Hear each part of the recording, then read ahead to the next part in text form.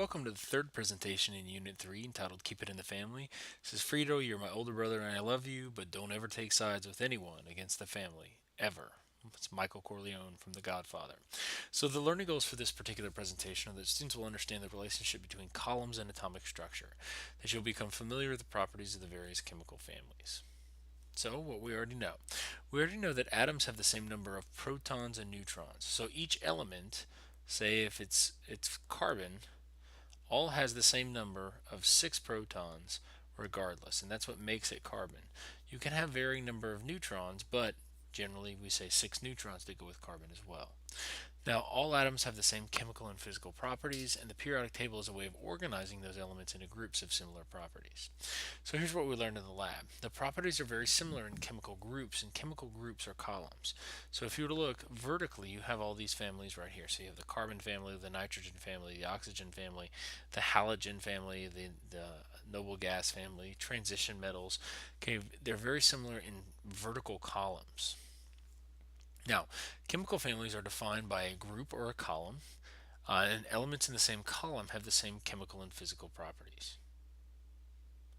The first one we have is the alkali metals, and the alkali metals are group 1, and you actually see there's a 1 right there.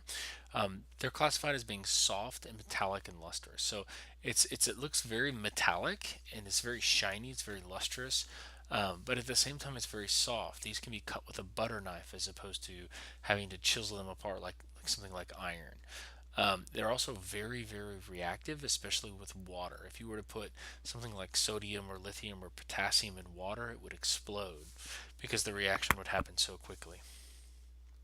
Next, you have the alkaline earth metals. The alkaline earth metals are in group 2, which is right next to group 1. They're very, very similar to alkali metals in the fact that they're soft and they are metallic. Now, one of the primary differences is that the alkaline earth metals are dull. If you look right here, it's not nearly as lustrous as it is on the previous example.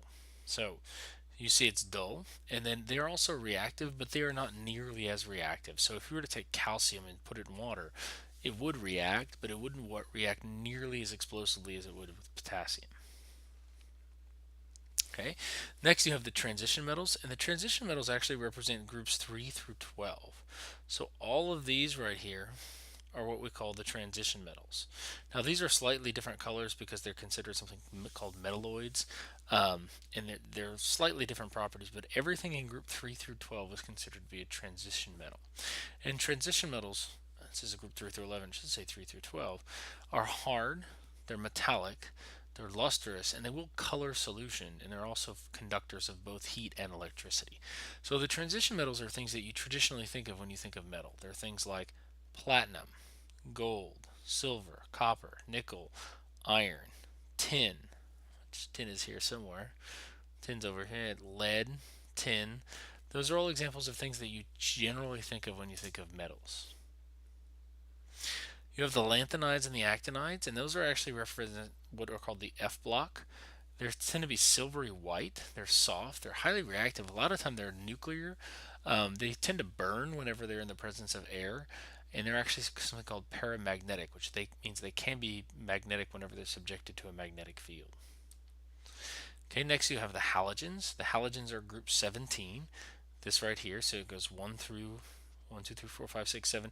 We skip groups 13 through 16 because they don't really have names designated to them. They're called the carbon family, the nitrogen family. But whenever we get to group 17, it also has a name. It's called the halogen family.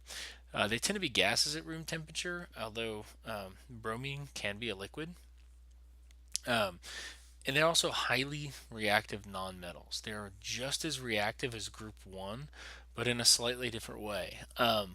Instead of trying to lose an electron, they're trying very much to gain an electron. And halogens tend to be lethal to most organisms.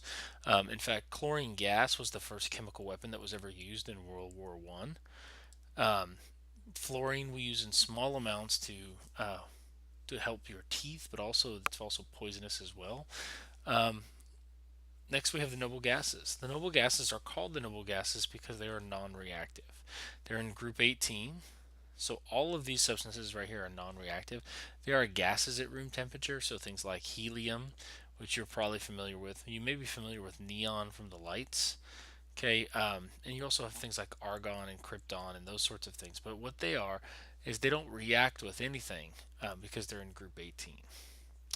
So it says properties of elements are similar in chemical periods or groups, and the answer is in groups because groups are associated with vertical columns. Which metallic groups are reactive with water? The answer to that is group 1 is the most reactive, followed by group 2. Now, the transition metals are not very reactive with water, so it's group 1 and group 2. Group 1 is called the alkali metals, and group 2 is the alkaline earth metals. Next, it says color in the two most reactive chemical families. The most reactive chemical families we have are group 1 and group 17. They are highly reactive just for very different reasons. Group 1 is highly reactive in trying to get rid of an electron. Group 17 is very highly reactive in trying to gain an electron. And finally, it says a scientist discovered a box containing an unknown sample of gas in the back of a derelict building. The scientists attempt to react the gas to help determine its identity, but it fails to react. What chemical family does the sample most likely belong to? That would be group 18 or the noble gases.